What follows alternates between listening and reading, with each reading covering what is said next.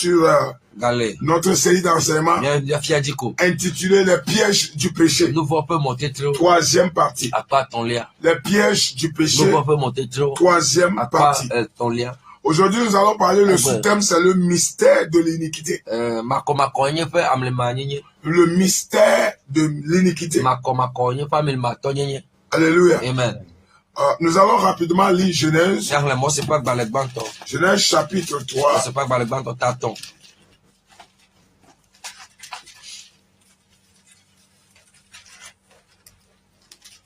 Le Genèse chapitre 4, s'il vous plaît. Versets 6 et 7. Genèse 4, versets 6 et 7.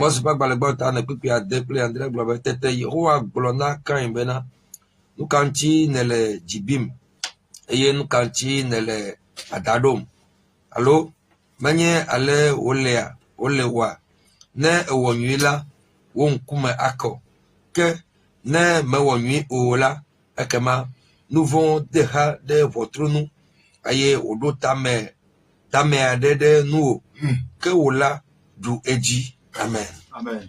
Genèse chapitre 4, versets 6 à 7.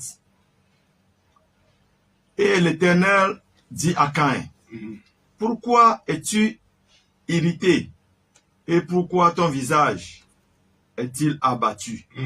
Certainement, si tu agis bien, tu releveras ton visage. Et si tu agis mal, le péché se couche à ta porte.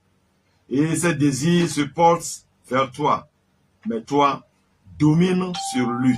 Amen. Amen. 2 Thessaloniciens, s'il vous plaît, Apocalypse 2, verset 13. Apocalypse chapitre 2, verset 13.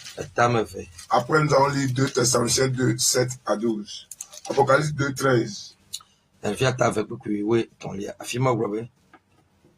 Menyawo do kple afisi nenona afisi abosan fe zikwile eye nele nye nkome de asi sesie eye mesen le dinye hohose nchila nkeke siwo me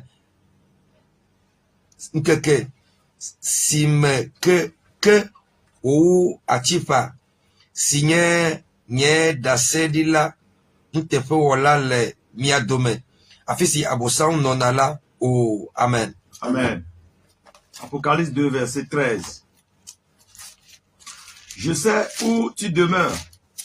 Je sais que là est le trône de Satan. Soulignez le trône de Satan, allez-y. Tu retiens mon nom et tu n'as pas renié ma foi.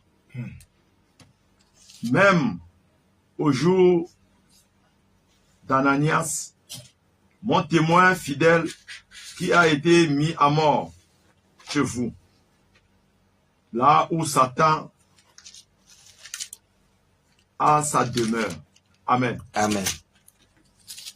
2 Thessaloniciens chapitre 2 verset 7 à 12. Afima globe elabena seji mawo fe nyarala la le dɔwɔm ŋusẽtɔe xoxo ɖeko wole be wade amesi le mohem va sere fifila da le molaji hafi eye tete wade seji maola de go afisi apeto Yesu laou Yesu apeto Yesu la vous plaît efe nume gbogbo eye wa tron to efe vava fe de fiala me amema fe vava lanye le satana fe nous sendo ple jesiwo ple nukunu kata ple majo nyenye fe amebeble kata mele asi wo le totrum le dome ela bena omo ho nyate fe la fe lolo bena wao o eya le esiata mau adobeble sinu sela adode ugbo bena waho afacho kaka ji ase lotu vela bena wadro vonu amesio kata me ho nyate fe la ji se o ke bon majo nyenye jeon amen. Amen. 2 Thessaloniciens 2, versets 7 à 12. 2 Thessaloniciens 2, versets 7 à 12. Car le mystère de l'iniquité agit déjà. Il faut seulement que celui qui le retient encore ait disparu,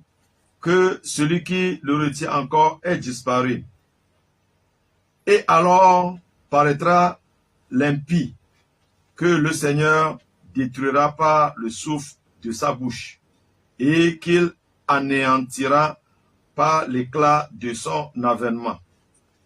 L'apparition de cet impie se fera par la puissance de Satan, avec toutes sortes de miracles, de signes, de prodiges mensongers, et avec toutes les séductions de l'iniquité pour ceux qui périssent parce qu'ils n'ont pas reçu l'amour de la vérité pour être sauvés. Aussi Dieu leur enverra une puissance d'aveuglement, d'égarement, pour qu'ils croient aux mensonges, afin que tous ceux qui n'ont pas cru à la vérité, mais qui ont pris plaisir à l'injustice, soient condamnés. Amen. Amen. Bien-aimés, nous sommes acculés un peu par le temps, mais nous y allons rapidement. Prenez note de ces choses. Nous parlons de pièges du péché. Troisième partie. Mais aujourd'hui, on va parler du mystère de l'iniquité. Le mystère de l'iniquité est encore synonyme, c'est encore appelé le mystère du péché. C'est-à-dire l'œuvre secrète, mystérieuse du péché. Aujourd'hui, prenez note de ces choses. Premièrement, sachez que le mystère de l'iniquité agit déjà. Agit déjà dans notre siècle, dans notre temps, dans cette fin de temps, dans le corps des gens. Il agit déjà. La Bible l'a dit au verset 7 de 2 Thessaloniciens chapitre 2. Il a dit le mystère de l'iniquité agit déjà. Donc, à l'heure où je vous parle, le mystère de l'iniquité opère dans les cœurs. Maintenant, comprenez que ce mystère est dangereusement à l'œuvre. 2. Le mystère de l'iniquité, quelle est sa mission? Le mystère de l'iniquité établit le trône du péché dans le cœur des gens. Il établit le trône du péché dans le cœur des gens, discrètement, sans qu'ils ne le sachent. Deuxième point, le mystère de l'iniquité établit le trône du péché dans le corps des gens discrètement sans qu'ils ne le sachent. Alléluia. Amen. Oh, alléluia. Amen. Sans qu'ils ne le sachent. Sans qu'ils ne le sachent. Chakoko la baratata. Likoshan de Kebalashka. Beaucoup de gens ont pour dans leur cœur ont le trône de l'iniquité. Le trône du péché. Petit tour. Le péché règne dans le cœur des gens par son trône. Le péché règne dans le cœur. Le péché devient roi dans le cœur des gens par l'établissement de son trône. Je ne dis pas un mystère. Mystère veut dire quelque chose hors du commun. Voilé, caché, invisible, inaccessible. Que vous ne voyez pas. Vous ne voyez pas ces œuvres. Avant que vous ne sachiez, il a pris le contrôle de votre cœur. Il a établi le règne du péché. Voilà le mystère. Le mystère de l'iniquité. Le mystère de l'iniquité a établi et érigé le trône du péché dans le cœur des gens. Et c'est là le risque de la fenêtre. Maintenant, je vais parler maintenant de quelque chose d'extrêmement important. Quelles sont les conséquences du règne de péché dans le corps des gens? Si le péché, le trône de péché est dans votre cœur, et que si le péché règne dans votre cœur, par le mystère de l'iniquité qui agit déjà, ça veut dire qu'il y a des gens dans l'église, des gens de l'église, qui ont dans leur cœur le roi appelé péché. Le roi appelé péché. Et l'établissement de ce roi ne part pas leur consentement. La majeure, c'est pas le consentement. C'est pas un mystère pécheresse. Un mystère pécheresse. Quand on parle de mystère de l'iniquité, on parle de péchés que vous commettez, que vous ne connaissez pas, qui ont ouvert la brèche à ce que le trône du péché soit établi. Le mystère de l'iniquité opère et établit le trône du péché dans le cœur des gens, avant qu'ils ne le sachent. Donc quoi même ne le sachent. Maintenant, quelles sont les conséquences? Si le péché règne dans votre cœur, qu'est-ce que vous allez remarquer? Retombée négative. Le règne du péché dans le cœur empêche, premièrement, l'amour pour la vérité. L'amour pour la vérité. Par contre, prêche la parole de Dieu,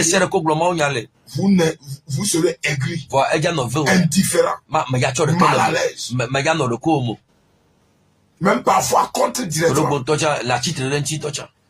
Il y a des gens même qui vont dire, laissez ces propos qui parlent toujours péché. Vous comprenez?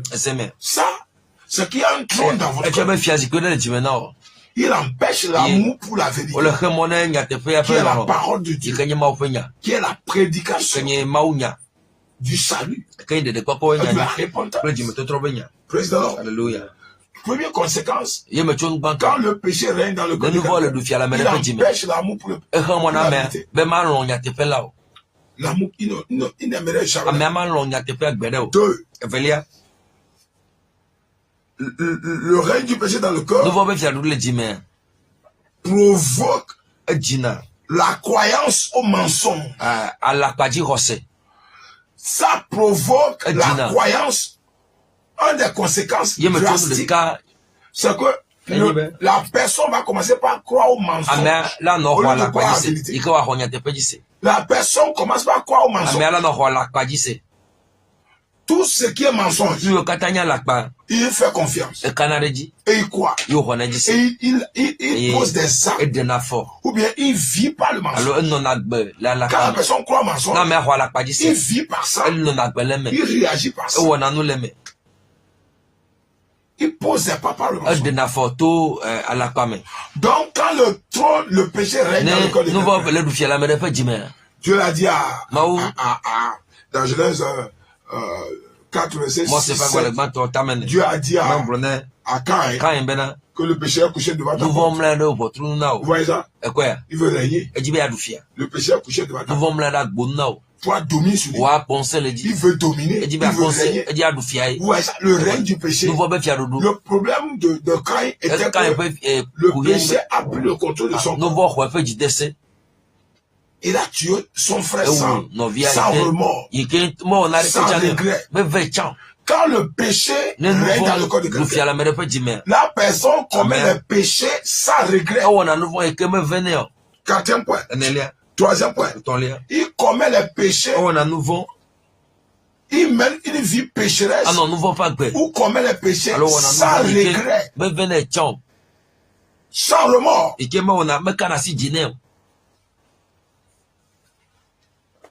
Quand vous voyez quelqu'un se dit chrétien, ou je sais quoi, ouvrier dans l'église, pasteur, ou diacre, qui commet des péchés sans remords, sans regret, c'est un signe que le trône de péché est érigé dans son corps. Le péché est en train de le gouverner, le contrôler. Il règne sur lui. Il pêche sans remords. Il pêche sans regret. Sans regret.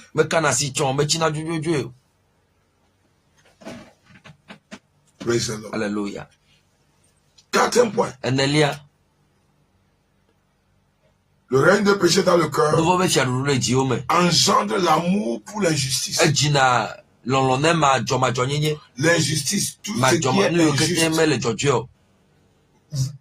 Vous allez aimer tout ce qui est injuste. Tout ce qui est injuste. Vous allez aimer l'immoralité. Le péché sexuel, l'ivrognerie, vous allez aimer les commérages, vous allez aimer mentir, voler, voilà, et autres.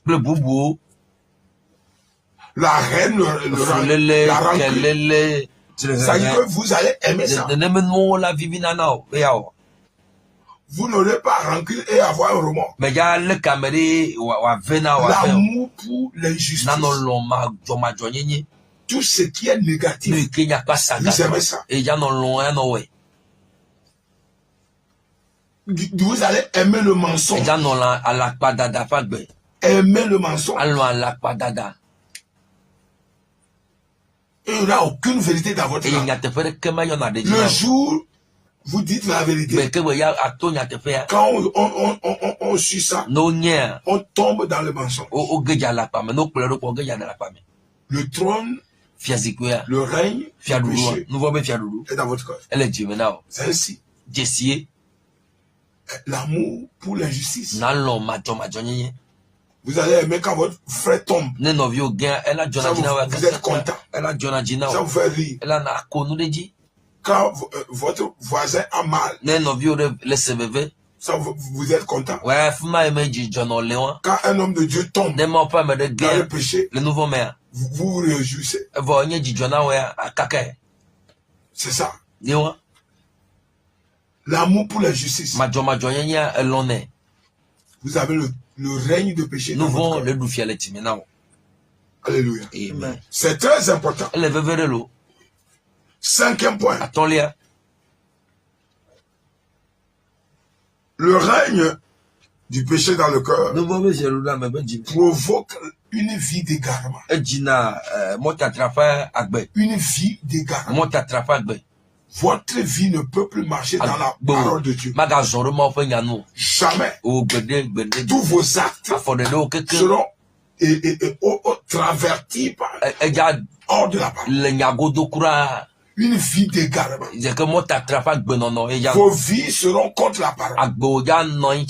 Vous allez briser les lois. C'est-à-dire que la vie d'égarement, c'est la vie qui n'est pas dans la parole.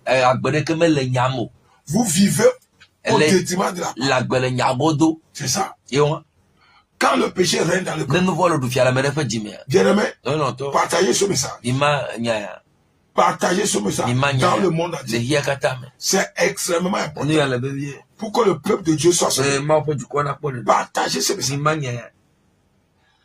Quand le péché règne dans le corps de quelqu'un, la personne met une vie d'égarement. C'est-à-dire, qu'est-ce que nous appelons la vie d'égarement? La vie qu'on vit hors de la parole de Dieu. La vie qu'on vit hors de la parole de Dieu. La vie d'égarement. Extrêmement dangereux. La vie d'égarement. La vie d'égarement. Vous vivez hors de la parole de Dieu. Tout ce que la parole de Dieu dit, vous le savez. Mais vous vous en foutez. Vous faites ce que bon vous savez. Mentir. Toutes sortes de choses. Divorcer devant Dieu. Et autres. Commettre l'immoralité. Dans la joie. Voler. Alors que vous voyez ça, l'esprit d'égarement, c'est ça. L'esprit d'égarement. Il mène des vies pécheresses sans rebond. Sixième point. Quand le péché règne dans le corps de quelqu'un, le règne du péché dans le corps de quelqu'un provoque les miracles de mensonge. Quand quelqu'un se dit pasteur ou apôtre, prophète, je ne sais pas quelque chose qu'il a, et dont le péché règne dans son cœur, il crée des miracles de mensonge. Il s'appelle les gens, il dit des choses dans leur bouche. Ou bien il les paie. Pour que les gens témoignent. Vous êtes déjà en enfer. Il reste qu'il n'attaque votre départ. Vous êtes déjà en enfer. Il ne reste que votre départ.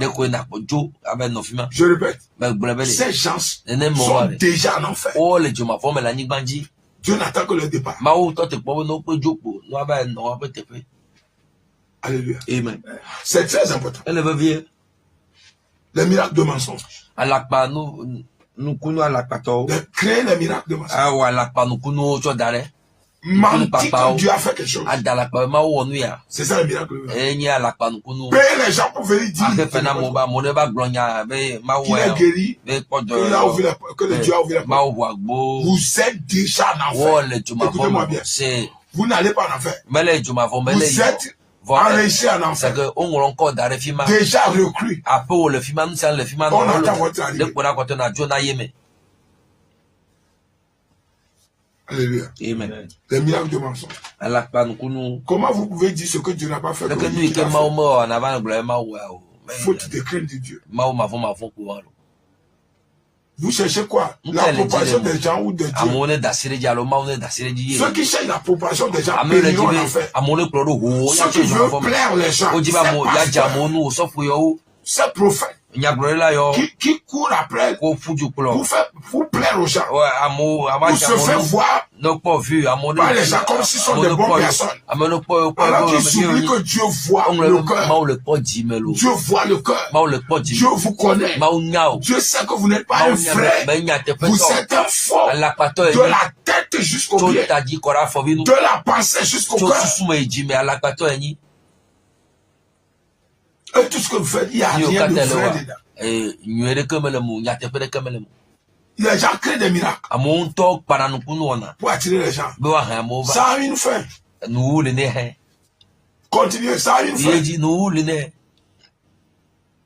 Et si vous ne vous repentez pas, vous allez le regretter éternellement. Regretter éternellement. Vous mentez juste pour gagner de l'argent. Mentez pour créer des miracles. Il y a des gens qui paient les gens.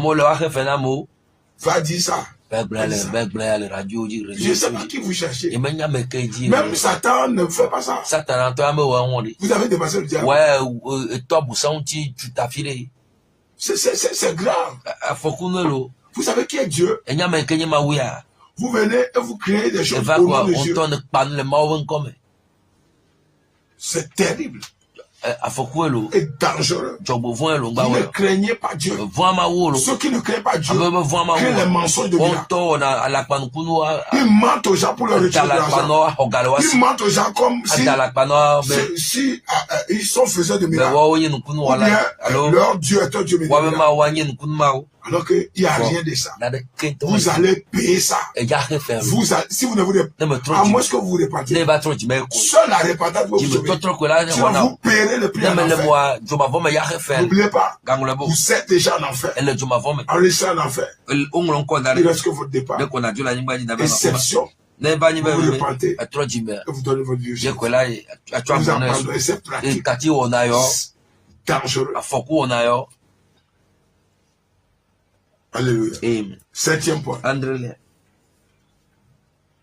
Le règne du péché dans le cœur provoque les plans et les pensées pécheresses en dépit de la loi. C'est-à-dire, le règne provoque les plans et les pensées. La personne là, il planifie de faire commettre un péché.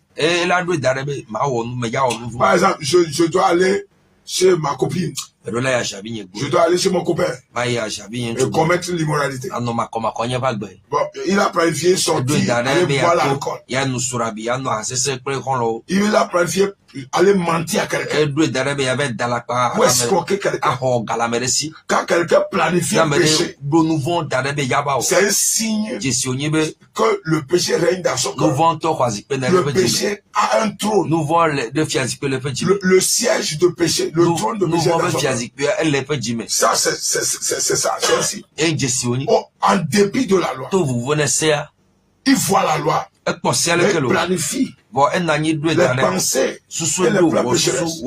Il fait un plan minutieux pour commettre un péché. Un plan minutieux pour aller pécher. Le week-end, je vais boire l'alcool avec les amis. Ce week-end, je vais sortir avec une femme. Vous planifiez. Quand quelqu'un fait un plan de péché, planifier pour aller dans les boîtes de nuit. Planifier pour aller dans les bars de nuit. Boire les liqueurs. Planifier pour aller voler dans le maison. Planifier pour mentir. Planifier pour escroquer les gens. C'est un signe réel, véridique, indéniable, que le péché le règne dans votre cœur.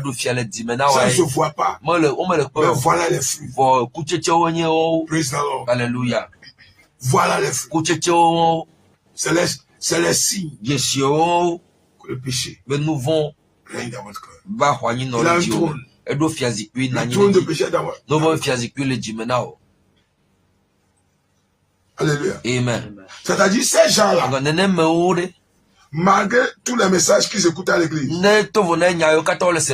ils mèneront leur péché. Leur vie de péché. Le jour où on a prêché contre l'immoralité, c'est le jour où il partira commettre l'immoralité avec les femmes ou avec les hommes. Il va coucher avec les femmes. Le jour où on a prêché contre les liqueurs, l'ivrognerie, c'est ce jour-là qu'il ira boire les liqueurs avec les amis. Voilà. Ça, ces gens ne sont pas des gens normaux. Ils sont des gens que dont le péché règne dans leur vie. Yes. Ils sont sous contrôle. Règne. Alléluia. Je prie que Dieu les délivre. Alléluia. Amen. 8e point. Le règne du péché dans le cœur transforme une bonne personne en méchant. Dans Somme 94, verset 20-21. Verset 20. Il dit, les méchants siègent. Les méchants siègent.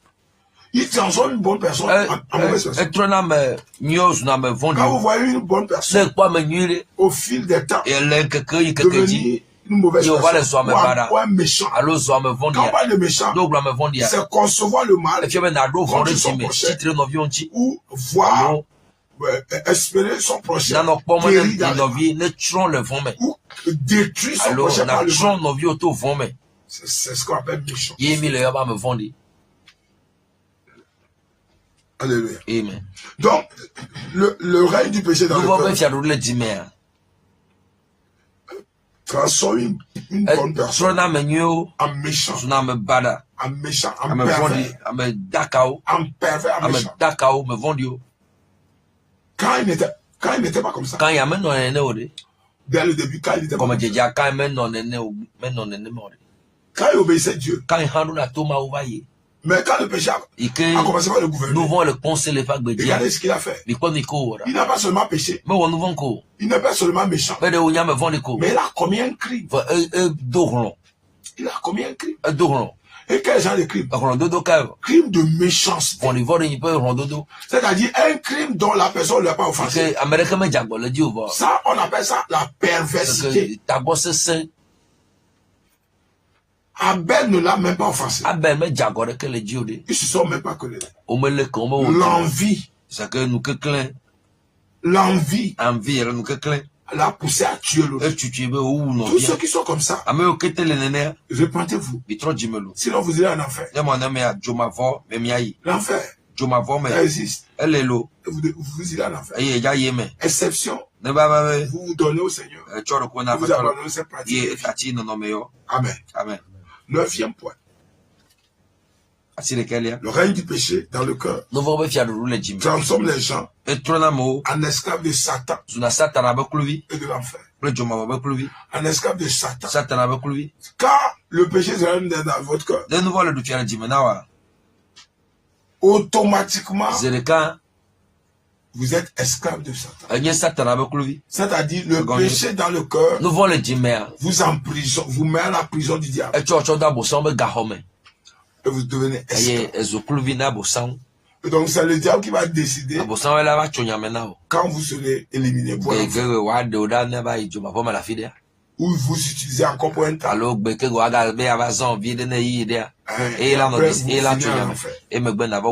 que beaucoup de gens le savent. Satan n'a jamais créé personne. Donc quand quelqu'un va en enfer, ça ne dit rien. C'est Dieu qui a créé, qui et qui est touché.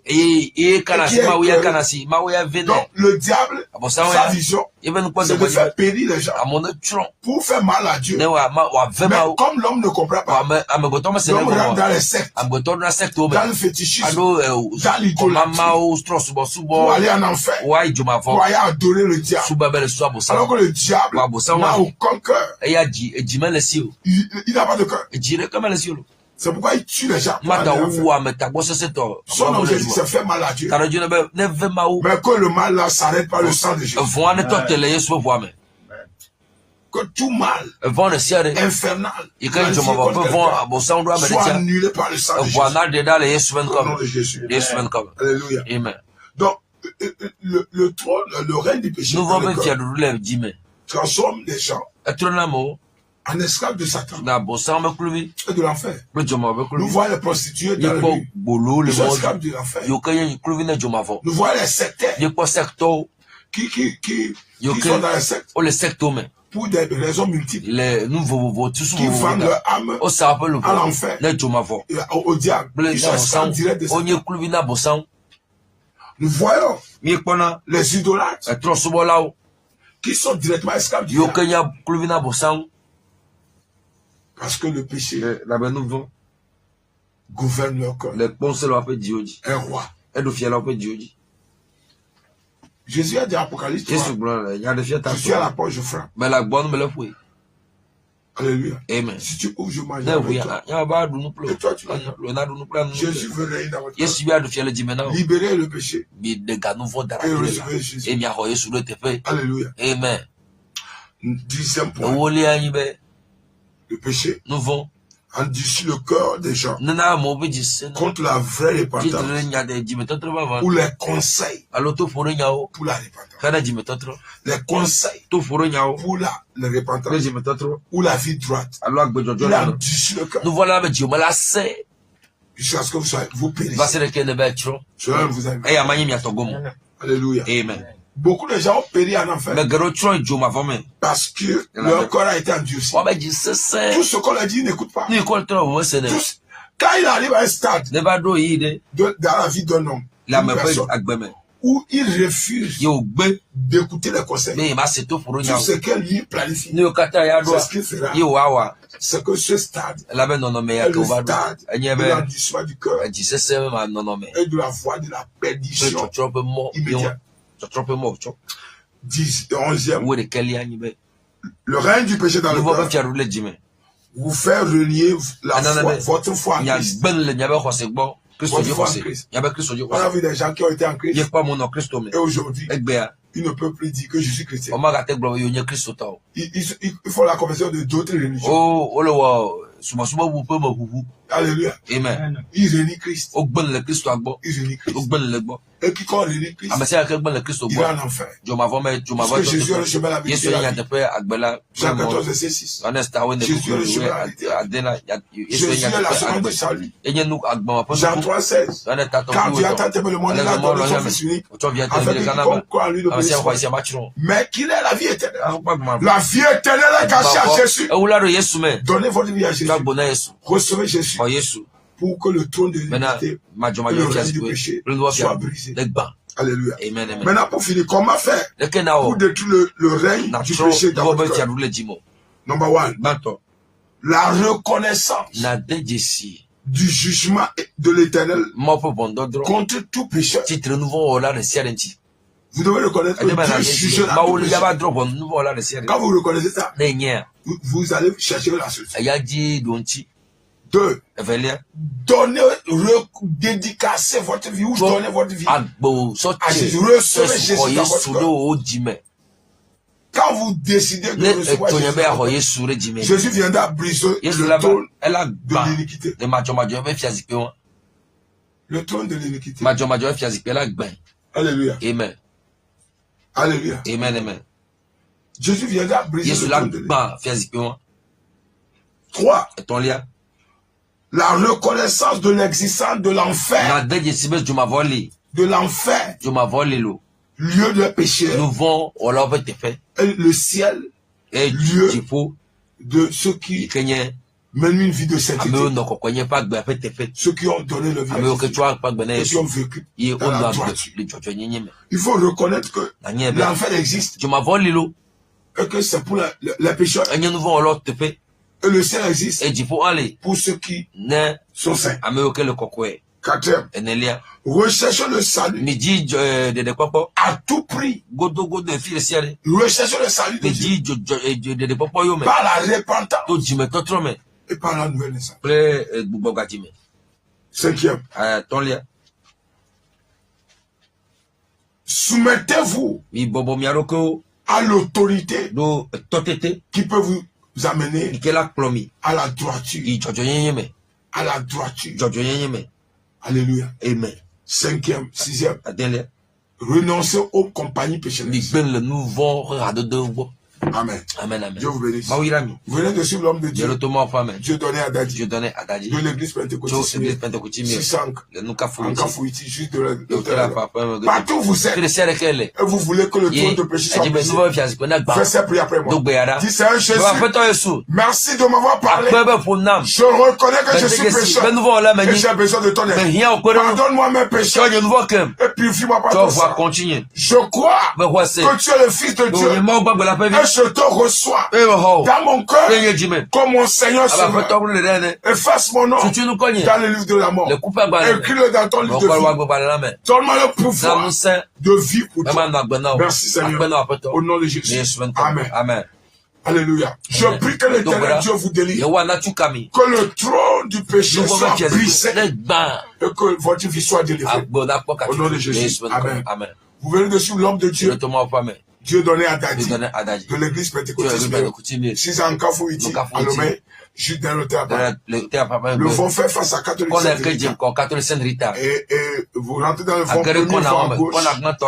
Et vous prenez le vent là et premier vent à gauche. Nous reviendrons pour la veille de minuit. De prière de feu. De guérison et de délivrance. N'oubliez pas, Jésus est Seigneur. Que le Seigneur vous protège. Nos cultes sont tous les dimanches à partir de 8h. Alléluia. Et les mardis, vendredis. Tous les vendredis soirs, nous faisons programme de guérison et de délivrance. Soyez bénis. N'oubliez pas, venez avec les malades. Et le Seigneur vous les guérira. Soyez bénis au nom de Jésus. Shalom. Shalom.